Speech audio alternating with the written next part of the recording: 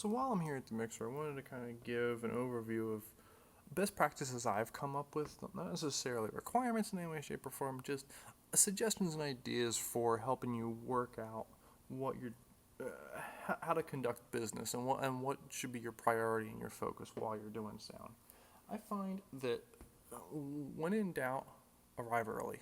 I know it's a pain in the butt sometimes, some mornings especially, but if you can get in here, 15, 20 minutes prior to the service even starting, sometimes you'll find people are going to give you surprises at the last minute.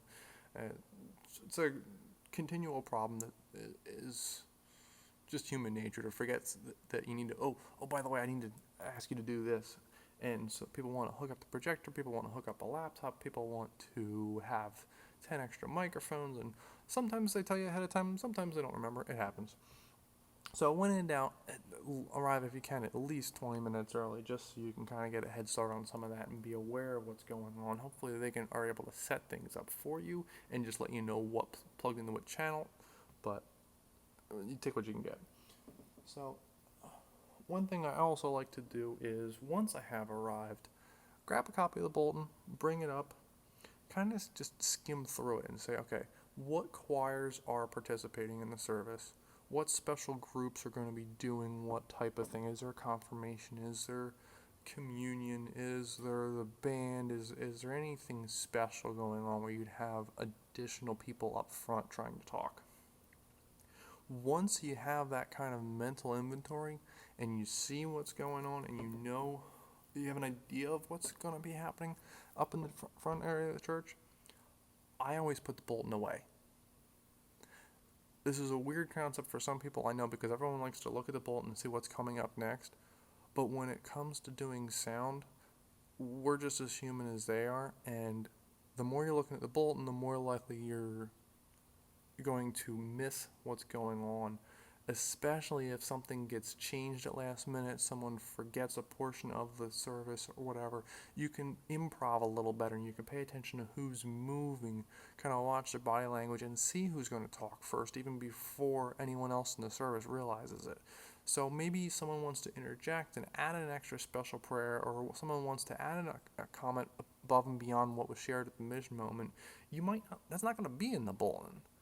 But it's really good to have that and be able to catch that and have that person who's speaking, you hear the whole entire sentence and not the last 2/3 of the sentence, etc. One thing I like to do is once I have kind of determined, I have at least a general idea who's going to be using what microphones are going to be in use, what microphones are not going to be in use. Hopefully you can see this. What I'm going to do is I might say, okay, well, Gary's participating in the service. He's doing the message.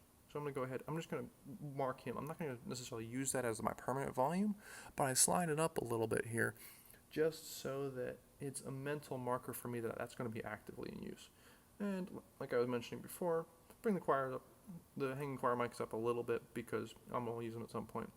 And there is a children's choir going to be going. So I'm going to go ahead. I'm going to bring them up, but I'm still leaving everything muted here. What this is doing is kind of letting me see, well, I'm going to be using these, I'm going to be using these, I'm going to be using these. I can ignore the rest. I don't need to pay attention to this other channel about the wireless handhelds, because as far as I know, no one's using a wireless handheld this service. All I need to worry about is the person giving the message, the person standing at the lectern microphone, and the children's choir mics. And when you can narrow it down to 4 or 5 or however many things, and you're not paying attention to all the other channels, it becomes a whole lot more manageable. It becomes a whole lot more easy to pay attention to who's doing what, and you can just look down and go, okay, well, I probably have that going on. And then once a person has completed their task in the service, maybe the children's choir is done, I might take the children's choir mics and slide them all. Obviously I had them unmuted while they were singing. Once they're done, slide them all the way down. You're done with that input. You're not going to use that mic channel ever again for the service. We're done with it for now. We'll leave it down. So that's kind of how I do things. Not certainly by any chance stretch of imagination or requirement. One thing I did also mention before, and I'll mention it again just because it is so useful. Sometimes, depending on what's going on, whether it be music, whether it be someone coming up to talk, and especially when someone's coming up to talk and you forgot to turn it on. I do that all the time, trust me. I have a habit of saying, okay, this is Gary's microphone. Say that he starts talking and he didn't give me any body language at all, or I wasn't paying attention, or whatever. I have a habit of taking my thumb, sliding it most of the way down, unmuting, and bringing it right back up again. It doesn't seem like much. So, we're at half volume here. You bring it down to quarter, then you unmute, and then you bring it back up to half again. Instead of it being nothing, bam, you can all of a sudden hear his voice. Instead of that, it's you can hear him talking, but the microphone's not on. You bring it down a little bit, you unmute it. People then realize, oh, the microphone's back on again, but it's not as much of a jarring surprise. And then you bring it back up to where it should be.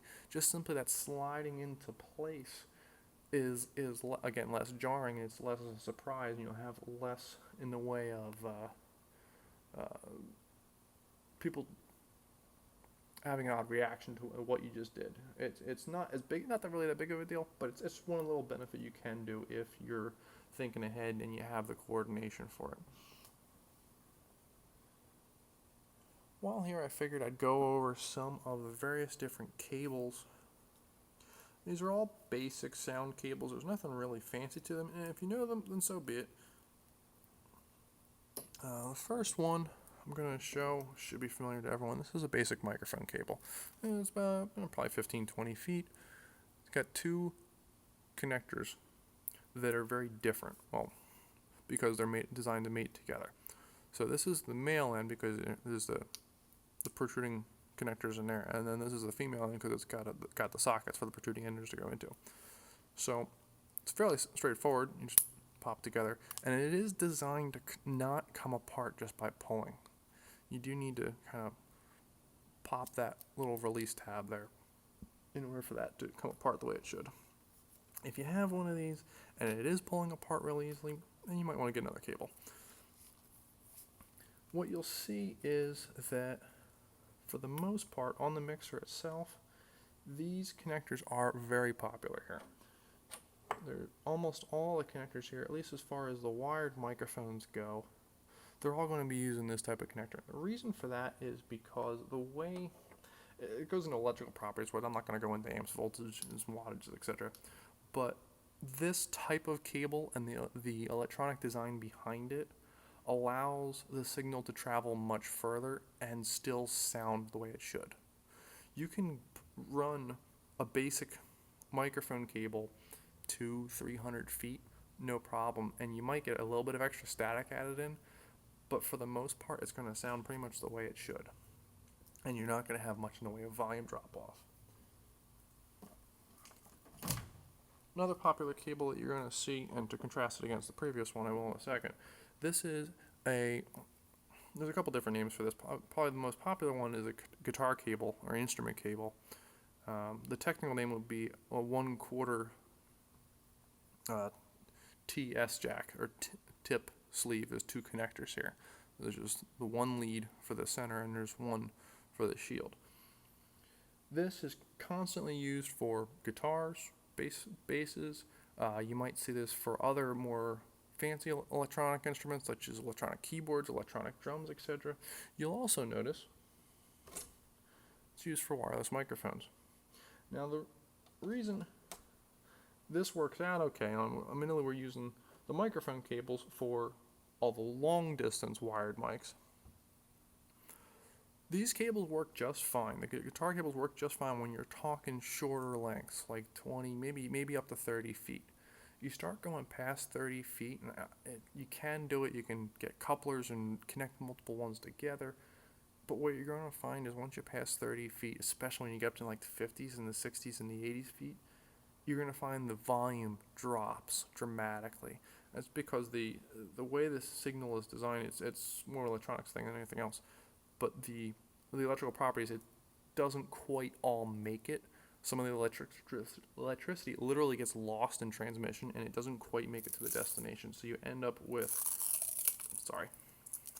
you end up with a quieter signal that's not as easy to work with. You end up with a lot of static because you keep on turning everything up to try to find to really hear that guitar.